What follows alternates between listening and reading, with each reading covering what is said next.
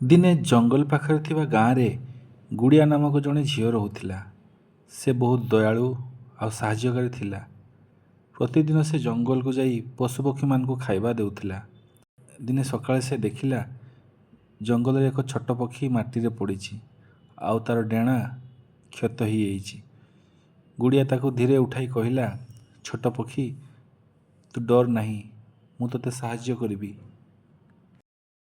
ତାପରେ ସେ ପକ୍ଷୀଟିକୁ ଘରକୁ ନେଇ ଆସିଲା ଆଉ କ୍ଷତ ହୋଇଥିବା ଜାଗାରେ ଔଷଧ ଲଗାଇଲା।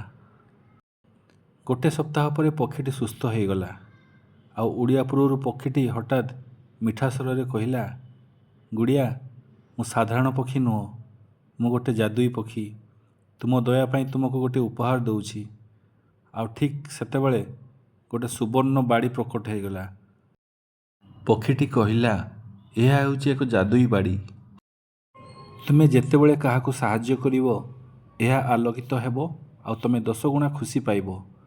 ମନେ ରଖିବ, ସତ ଯାଦୁ ଦୟାରେ ଅଛି। ଗୁଡ଼ିଆ ଆନନ୍ଦରେ ଭରି ଉଠିଲା ଆଉ ପକ୍ଷୀଟି ଉଡ଼ିଗଲା। ସେବେଠାରୁ ଗୁଡ଼ିଆ ଯେତେବେଳେ କାହାକୁ ସାହାଯ୍ୟ କରୁଥିଲା, ଯେମିତିକି ପଶୁପକ୍ଷୀମାନଙ୍କୁ ଖାଇବା ଦେବା, ମାଆକୁ କାମରେ ସହଯୋଗ କରିବା, ବନ୍ଧୁମାନଙ୍କୁ ଖୁସି କରିବା, ସେତେବେଳେ ସେ ଯାଦୁଇ ବାଡ଼ି ଆଲୋକିତ ହେଉଥିଲା ଆଉ ଚମକି ଉଠୁଥିଲା। ଗାଁରେ ସମସ୍ତେ କହୁଥିଲେ, ଗୁଡ଼ିଆ ନିଶ୍ଚୟ ଯାଦୁ ଜାଣିଛି ବୋଲି। ଆଉ ଗୁଡ଼ିଆ ହସି ହସି କହୁଥିଲା, ଯାଦୁ ମୋ ପାଖରେ ନୁହଁ, ବରଂ ଭଲ ପାଇବା ଓ ଦୟାରେ ଅଛି।